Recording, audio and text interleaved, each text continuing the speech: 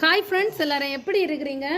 நான் ஒரு கூழஞ்சக்கைக்கு ஒரு ஷார்ட்ஸ் போட்டிருந்தேன். அதை பார்த்து நிறைய பேர் என்ன சொல்லியிருந்தீங்கன்னா, எனக்கு அனுப்பித்தாங்க அப்படின்னு எல்லாம் சொல்லியிருந்தீங்க. அப்போ தான் எனக்கு தெரிஞ்சு கூழஞ்சக்கையை பற்றி நிறைய பேருக்கு தெரியவே இல்லை அப்படின்னு எனக்கு ஆச்சரியமாக இருந்துச்சு. சரியா, அதனால் நான் ஒரு வீடியோவாக போடலான்னு ஒரு கூழஞ்சக்கை எடுத்துகிட்டு வந்திருக்கேன். நல்லா பழுத்துருக்கு. சரியா, இந்த கூழஞ்சக்கையை நான் சொன்ன மாதிரி நம்ம கத்தி வச்சு ஒன்றுமே கட் பண்ண வேண்டாம். இப்படி நம்ம பிச்சு எடுத்தாலே போதும். பார்த்தீங்களா, அப்படியே வரோம். இந்த கூழஞ்சக்கைன்னு சொல்லியது மரத்தில் இருக்கும்போது அந்த வறுக்க சக்கை மாதிரி தான் இருக்கும். சரியா, பார்த்தீங்களா, இதோட சக்கை சோளை வறுக்க சக்கை மாதிரி இருக்காது. கொஞ்சம் தெரியுதா, கிளுகிளுன்னு இருக்கும். கிளுகிளுன்னு இருக்கும். இப்போ உள்ள பிள்ளைங்கெல்லாம் இதை ரொம்ப சாப்பிடுவாங்களான்னு எனக்கு தெரியலை. உரு வேண்டாண்டா, இந்த மாதிரி பிச்சு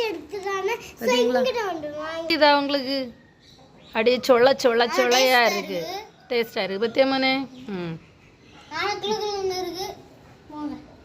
என்னது கிளுகிளுன்னு இருக்குதா? அது கூழஞ்சக்கை அப்படிதான்டா இருக்கும். அவனை சாப்பிட்டு காட்டு. நீ அக்சல் சாப்பிட்டு காட்டுங்க. பார்த்தீங்களா, அதை கடிச்சே சாப்பிட வேண்டாம், அப்படி உறிஞ்சி சாப்பிட்டாதான். இப்போ முன்னாடி எங்கள் தாத்தா எல்லாம் ஒரு சக்கையை பிச்சா அந்த ஒரு சக்கையும் எங்கள் தாத்தா தனியாகவே சாப்பிட்ருவாங்க. எங்கள் ஊரில் பார்த்தீங்கன்னா எல்லார் வீட்லேயும் சக்கை மரம் இருக்கா. இப்போ நான் சென்னைக்கு மேரேஜ் ஆகி போனப்போ தான் அந்த தெருவில் ஒருத்தர் அந்த சக்கை வேணுமா அப்படின்னு சொல்லி கேட்டுகிட்டே வந்தாங்க. நான் பார்த்தேன், என்னடா தள்ளு வண்டியில் சக்கை பழம் விற்பாங்களா அப்படின்னு சொல்லிட்டு கேட்டால், கிடைக்கிற இடத்துல கிடைக்கும், கிடைக்காத இடத்துல விற்க தானே செய்வாங்க அன்சி அப்படின்னு சொன்னாங்க. அப்போலேருந்து நான் இதுவரை ஒரு நாளும் சக்கை பழம் வாங்க மாட்டேன். சரியா, சென்னையில் இருந்து நமக்கு தான் இங்கே ஃப்ரீயாக கிடைக்குமே, இங்கே வரும்போதே நம்ம சாப்பிட்றலாம் அப்படின்னு சொல்லிட்டு. இல்லை, நிறைய வெரைட்டி உண்டு. சரியா, செங்க வறுக்க, செம்பருத்தி வறுக்க அப்படின்னு எல்லாம் நிறைய உண்டு. முண்டஞ்சக்கை அப்படின்னு எல்லாம் நிறைய வெரைட்டி சக்கை உண்டு. சரியா, எனக்கிட்ட நான் இந்த வீடியோ போட்டோன்னே அனுப்பித்தாங்கன்னு நிறைய பேர் கேட்டீங்க. நிஜமாகவே எனக்கு அனுப்பி தர்ற ஆசை தான். ஆனால் என் ஹஸ்பண்ட்கிட்ட சொன்னோன்னா அவங்க சொன்னாங்க, ஆன்சி இதை நீ அனுப்பி கொடுத்தேன்னா போகும்போது பாயசம் மாதிரி ஆயிரும், அதனால் நீ இந்த ரிஸ்கெல்லாம் எடுக்காத அப்படின்னு சொல்லிட்டாங்க. சரியா, அதனால தான் நான் அனுப்பலை. ஆனால் கேட்டவங்களுக்கு கண்டிப்பாக கொடுக்கணும் அப்படின்னு எனக்கு ஒரு ஆசை, ஆனால் முடியலை. சரியா, ஸோ சாரி. லாஸ்ட்டாக ஒருக்கா ஜெயச்சந்திரா போனால இந்த ஸ்ட்ராபெர்ரி கிவி எல்லாம் ஒரு பாக்ஸில் வச்சுருப்பாங்க பார்த்தீங்களா, அதே பாக்ஸில் ஒரு 6 பீஸு 60 ரூபான்னு வச்சுருந்தாங்க. நான் நினச்சேன், அடப்பாவமே, நம்ம ஒரு சக்கையை கொண்டு வந்து இந்த ஜெயச்சந்திரா முன்னாடி வச்சு சேல் பண்ணாலே போதுமே அப்படின்னு நான் நினச்சேன். சரியா, உறிஞ்சி சாப்பிடலாம், புஷ்ஷன்னு வயிற்றுக்குள்ளே போயிடும். இந்த கூழஞ்சக்கை டேஸ்ட்டாக இருக்குது. ஆனால் சில கூழஞ்சக்கைலாம் எப்படி இருக்கும் தெரியுமா, நாராட்டு இந்த சவரி இருக்குது பார்த்தீங்களா, அது மாதிரி இருக்குது. அதெல்லாம் சாப்பிட முடியாது. இது செம்ம டேஸ்ட்டாக இருக்குது. இது எப்படி இருக்குன்னு சொல்லுது, தேன் மாதிரி இருக்குது. சரியா, சரியா, இதை இப்படியே பிச்சு எடுக்கும்போது இந்த மடல் தனியாக வந்துடும். நான் அழகாக உங்களுக்கு காட்டி தந்துருப்பேன். என் ஸ்டாண்ட் உடஞ்சி போச்சு. சரியா, திரும்பவும் அதனால் நான் கயிறை வச்சுட்டே வீடியோ அடிக்கேன். சரியா, இது மெக்கு விதை. இதை சாப்பிட்டா விதை எப்படி இருக்குன்னு பார்ப்போமா?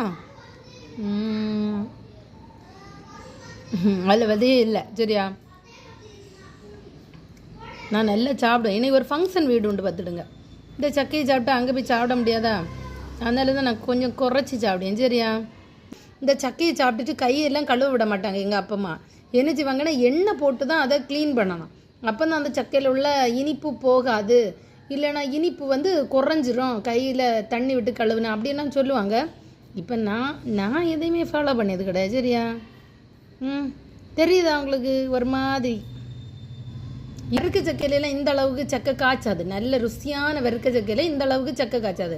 இந்த கூழஞ்சக்கை இந்த சக்கை மரத்தில் எத்தனை சக்கை காய்ச்சிருக்கோம் தெரியுமா? ஒரு 70 சக்கை கிட்ட காய்ச்சிருக்கு. சரியா, எல்லாம் இன்னைக்கு பறிச்சா நாளைக்கு பழுக்கிற மாதிரி இருக்குது.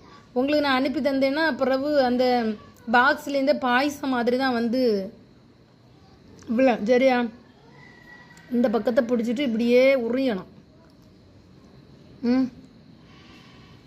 அதே மாதிரி தான் சக்கை ஓட்டை இருக்கும். சரியா, இந்த சக்கையோட விதையை வேக வச்சு சாப்பிட்டாலாம் செம்ம டேஸ்ட்டாக இருக்கும். ஒரு வாய்க்கு ஒரு சக்கை.